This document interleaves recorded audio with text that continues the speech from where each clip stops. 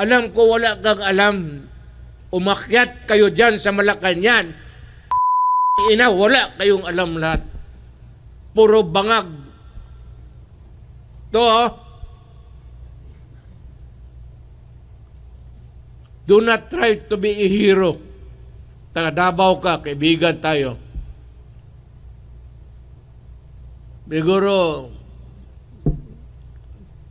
may utang na loob pa ako sa iyo. But when it comes to my country and you guys,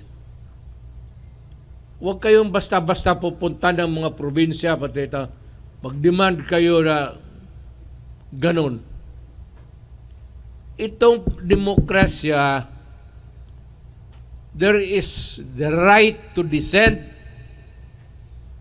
Kung ayaw ninyo